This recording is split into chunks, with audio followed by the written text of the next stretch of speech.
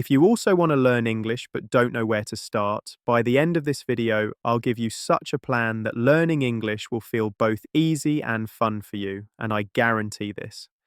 But before we get into the video, if you really want to learn English, like the video now and subscribe to the channel because this video will literally show you the right way to learn English from scratch. Hello everyone, I'm Mr. English Teacher. Welcome back to my channel. Today's video I prepared especially for beginners because I know most of you want to learn English, but you can't make progress, you don't know what to do, and you're confused about where to start. So today I'm going to give you a different plan. With this plan, learning English will feel easy for you, and maybe you'll even find it fun. Let's get started. Now I'm going to talk to you about something very useful. We call this a theme. So what does theme mean? Theme means a topic, a subject, something you can talk about. For example, topics like food, home, family, shopping, weather. Each of these is a different theme, and here's the main idea. Choose just one theme every week, not too many, not 5. Just one topic, one theme, one focus point. So why? Because when you focus on one theme, you understand more, you remember more, and you get less tired. This is very important.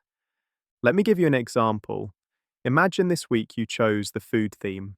This means every day this week you're looking at food-related words. You're listening to short English about food. You're speaking or writing short sentences about food. You're not studying everything. You're not looking at verbs, grammar, clothes, animals all in one day. You're just focusing on food. Day by day, your brain makes stronger connections and food words stay in your memory. You can write words like bread, rice, eggs, chicken. You can make simple sentences like, I eat rice, my mum cooks chicken, and you can watch a video about shopping or cooking. Even if you don't understand everything, it's okay, because you're hearing real English, and that's very valuable. Maybe next week your theme is home.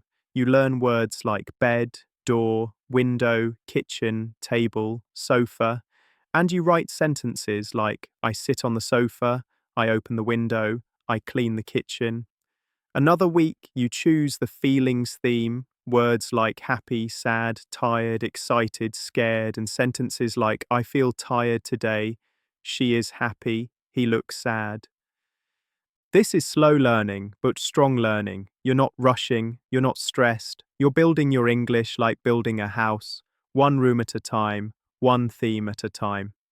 You can write your theme on paper or on your phone, every week a new theme. After 10 weeks, you know 10 themes, and slowly you start speaking, you start understanding, and you feel proud of yourself. So remember, don't study everything. Study one thing at a time, choose one theme every week, stay with it, use it, and enjoy it.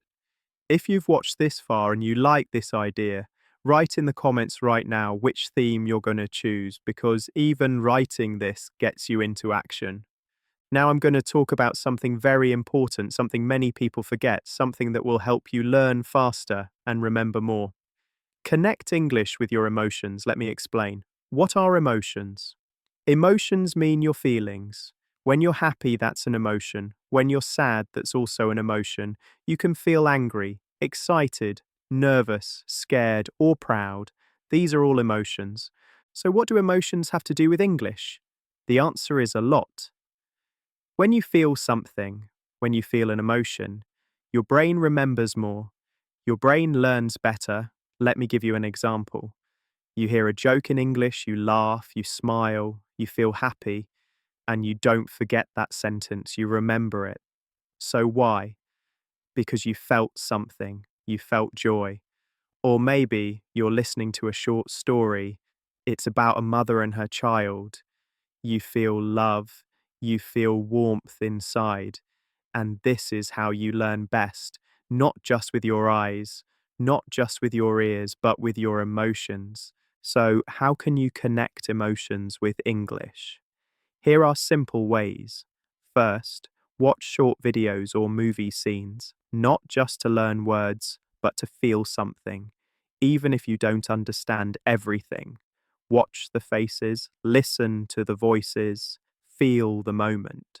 Second, listen to English music because songs usually talk about love, hope, sadness, or joy. Listen with your heart.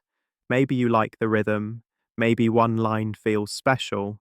That's great because that feeling helps you remember. Third, read simple stories because stories are full of emotions. Even very short stories can surprise you, calm you, or make you curious, and that emotion helps you learn more deeply.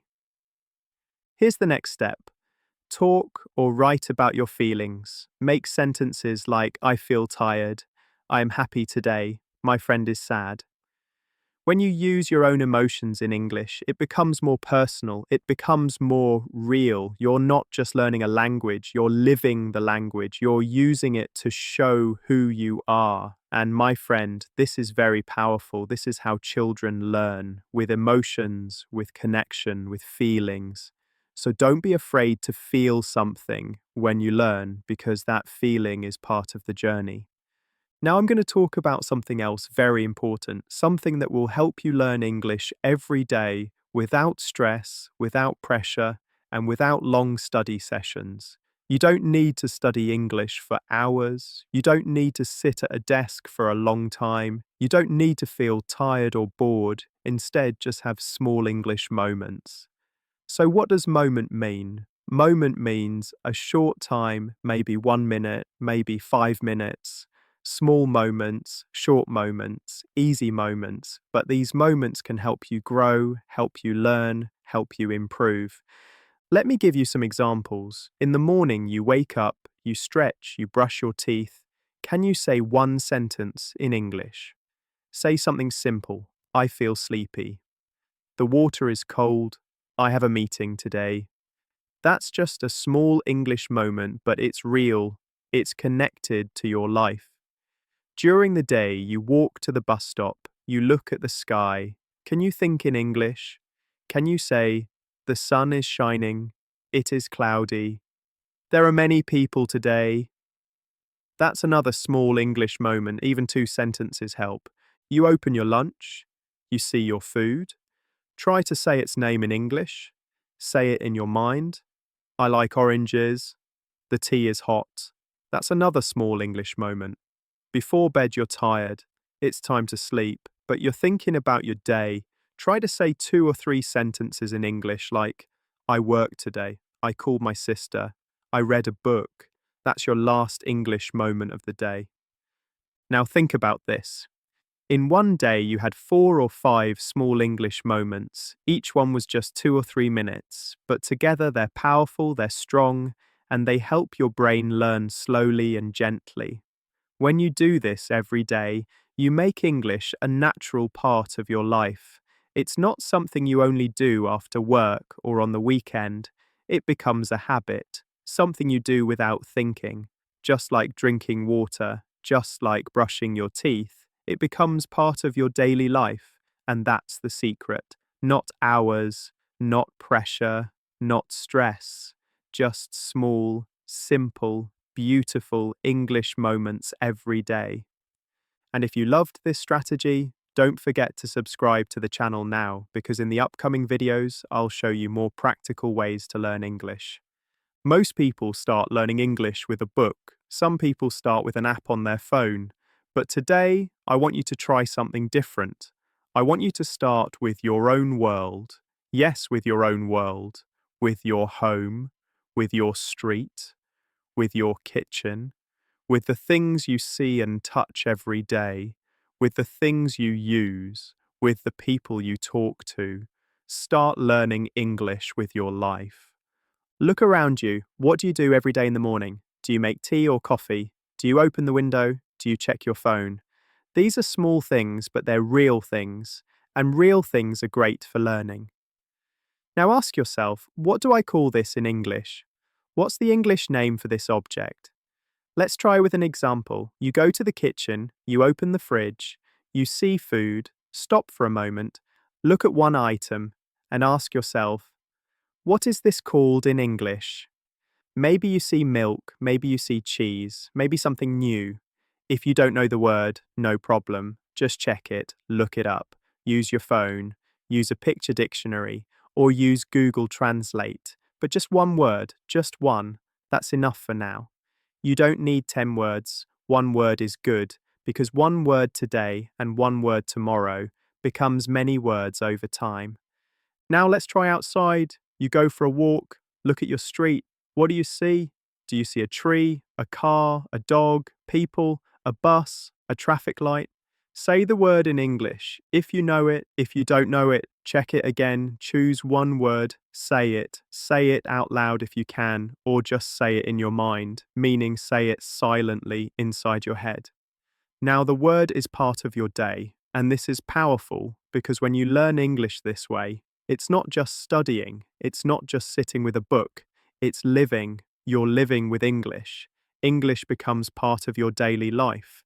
It's not just a subject you study, it becomes something you use, something connected to you, and this is the best way to learn English.